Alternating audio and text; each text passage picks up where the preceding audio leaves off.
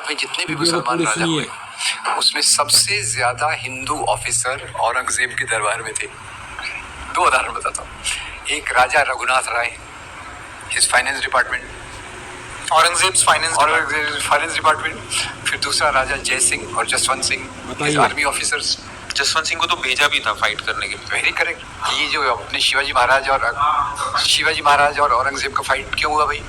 अब शिवाजी महाराज एक्सपांड कर रहे हैं, औरंगजेब की टेरिटरी को खा रहे धीरे धीरे। बताइए। तो उन्होंने बोला इसको ठीक करके आओ। किसको भेजा? जसवंत सिंह को। इधर से शिवाजी महाराज के साथ कौन थे? सिद्दी संबल, इब्राहिम गारदी और दौलत खान। शिवाजी की आर्मी में मुसलमान, औरंगजेब की आर्मी में हिंदू। तो ये हिंदू मुस्लिम जो पीरियड बनाया, हिंदू मुस्लिम अंग्रेजों ने किया। जेम्स मिल, हिंदू मुस्लिम का ये ब्रिटिश हिस्टोरियन जेम्स मिल ने ये पीरियडाइजेशन कर दिया कि पहले हिंदू राज था, फिर मुस्लिम राज आया और अभी ब्रिटिश राज आया। पहले इसकी चालाकी देखिए, हिंदू राज, मुस्लिम राज, तो बाद में क्या बोलना चाहिए? क्रिश्चियन राज। खुद के राज को क्रिश्चियन राज ही बोलते हैं। कंट्री का नाम रिलीजन, हम धर्म के ऊपर है, ये लोग धर्म वाले हैं। तो फिर वो मुस्लिम पीरियड क्यों कहा जाएगा भाई? अब आप देखिए, शिवाजी महाराज भी उसी समय से, साउथ में बहुत सारे हिंदू राजा थे, और जो मुस्लिम दरबार थे उसमें क्या केवल मुसलमान थे क्या? बिल्कुल नहीं। आप देखिए, मैंने जैसे औरंगजेब का उदाहरण दिया, सबसे लोकप्रिय उदाहरण तो आपको अकबर का मिलेगा। अकबर के दरबार के बीरबल और राजा टोडरमल, जिसको भूल जाते हैं। राजा टोडरमल कौन था? ये राजा रघुनाथ राय था, उसका दादा था।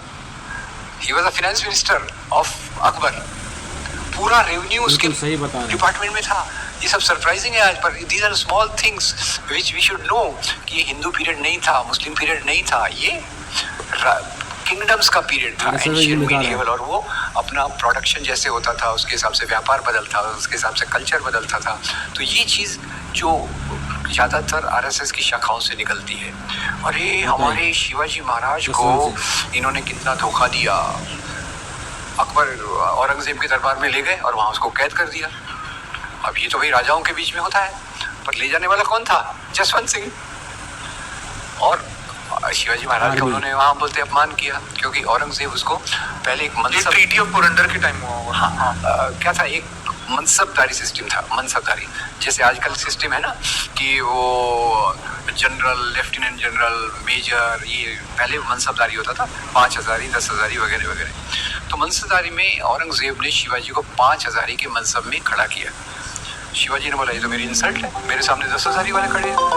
और यही मनसबदारी के मुद्दे पे ये जो ग्लोरीफाई करते राणा प्रताप और अकबर राणा प्रताप ने कितना बहादुरी से लड़ा। सिंपल इसको हम समझ लें क्या बात थी। अकबर अपने राज्य का विस्तार कर रहा था, और जो सब राजा थे, सब राजाओं को ऑफर कर रहा था, मेरे साथ मिल जाओ, मैं आपको 5 हज़ारी दूंगा, 2 हज़ारी दूंगा, 10 हज़ारी दूंगा। बहुत सारे राजपूत राजा अकबर के राजाओं का था, हिंदू मुस्लिम का मामला नहीं था, लेकिन आजकल हिंदू मुस्लिम के नजरिए से देखा राजपूत रानियों ने मुगलों को जन्म दिया। ठीक है। अब हिंदू के मना कर रहा है, किसको कम उन्होंने ऑफर किया 5,000 का ऑफर। राणा प्रताप ने बोला नहीं लेगा, मैं 5,000 नहीं लूंगा, मैं मुझे 10 हज़ारी चाहिए। इन्होंने बोला नहीं देंगे। और उसको सलाह देने वाला जो था टोडरमल था। टोडरमल बोला था इतना बड़ा राजा नहीं है, इसको 10 हज़ारी मत दो। तो अकबर ने अपनी फौज भेजी। मतलब एक हिंदू वाला दूसरे हिंदू को वही बोल रहा है इसको कम दो। हिंदू मुसलमान का सवाल ही नहीं था, अपनी प्रेस्टीज का, अपने पावर का सवाल था।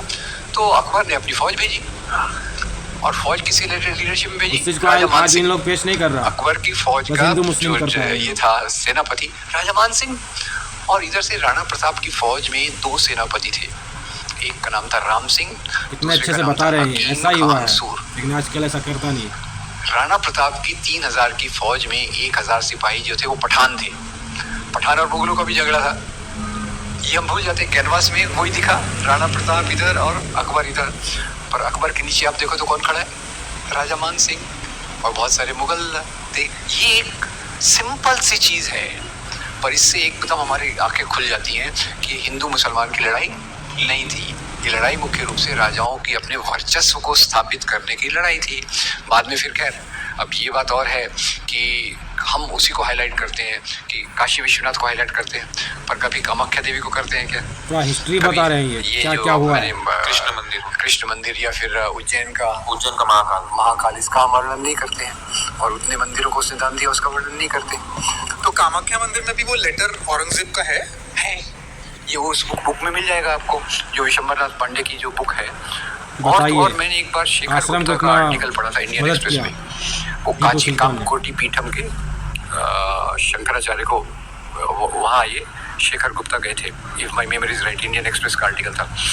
वो गए तो बोले पहले मैं आश्चर्य किया जब मैं एंटर कर रहा था महाराज का ये आश्रम, तो पहले ही मुझे वहाँ एक टीपू सुल्तान का ब्रॉन्ज इस तरह से यहाँ पे हिंदू मुस्लिम किया जा रहा है, यानी तांबे पे लिखा हुआ कि मैं टीपू सुल्तान जगत गुरु शंकराचार्य को इतनी भेंट दे रहा हूँ इनके आश्रम के बता रहे हैं क्या क्या हुआ है। अब इसमें क्या है, हिंदू मुस्लिम का क्या मामला है? ये टीपू सुल्तान, उसका जो जनरल सबसे बड़ा ये था असिस्टेंट, उसका नाम था पूर्णैया, जो एक ब्राह्मण था। तो ये क्वेश्चन है कि इतिहास के कौन से भाग पे हम देखते हैं। आप अकबर को देखिए,